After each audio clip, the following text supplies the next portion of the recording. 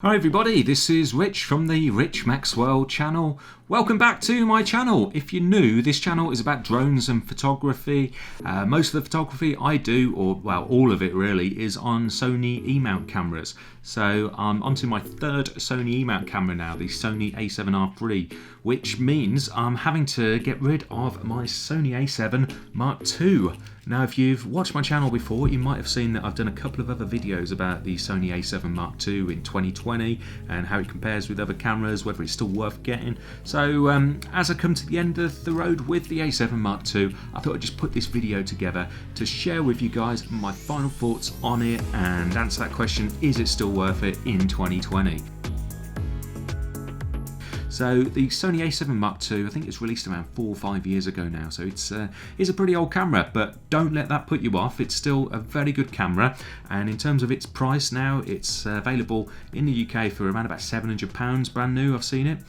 Sometimes it goes up to around £1,000, but the price regularly goes up and down on this, and you'll find it on offers for around about 700 sometimes. So about 700 quid for a full frame mirrorless camera is superb, really. You can't go wrong. There is nothing from other competitors that is going to compete that's full frame for £700.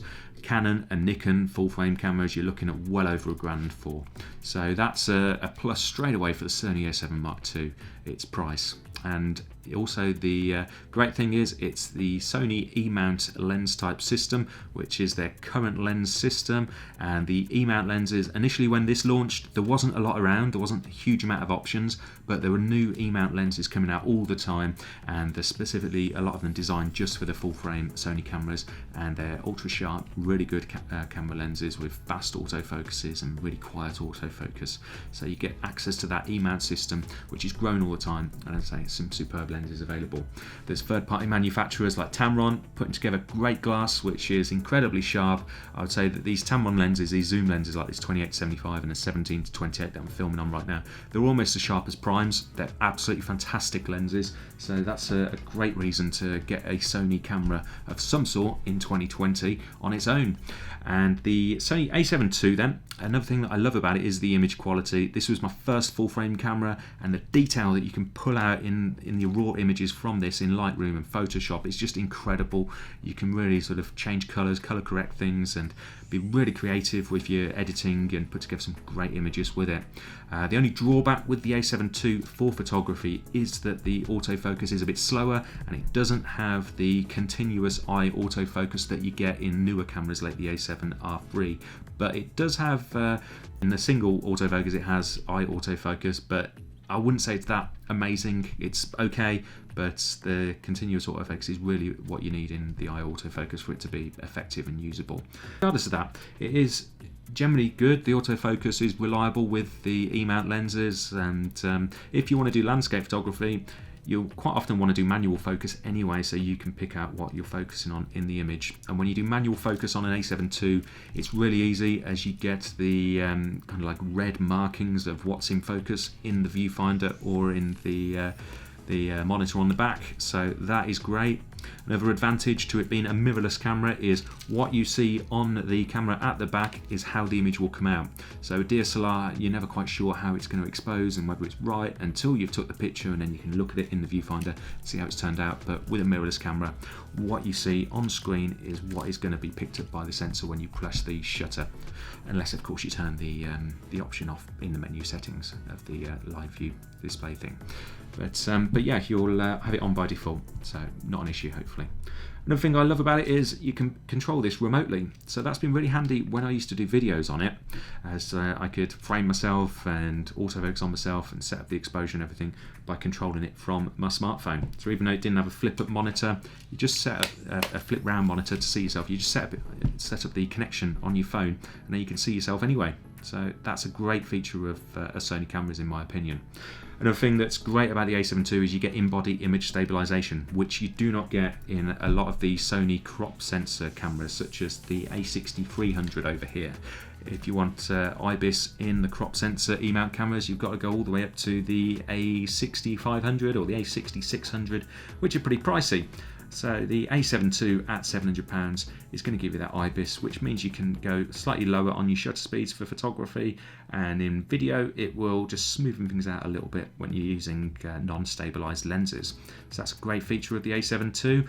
The only negatives though is that the autofocus is a bit slow. You don't have that continuous eye autofocus, and video, in my opinion, on the A7 Mark II is pretty terrible.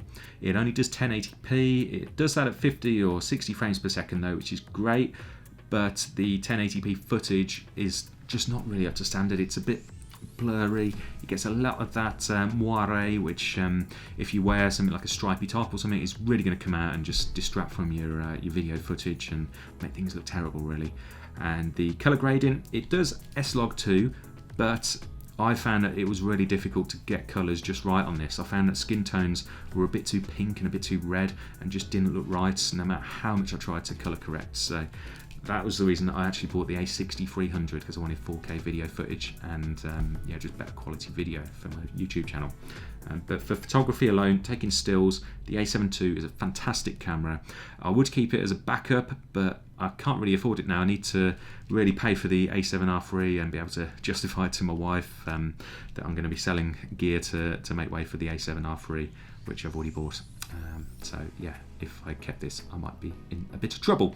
But yeah, the A7 II, I think is a great camera still in 2020. So if you're after a camera for photography, you want to get into the mirrorless world of things, then get the A7 II. It's only 700 quid.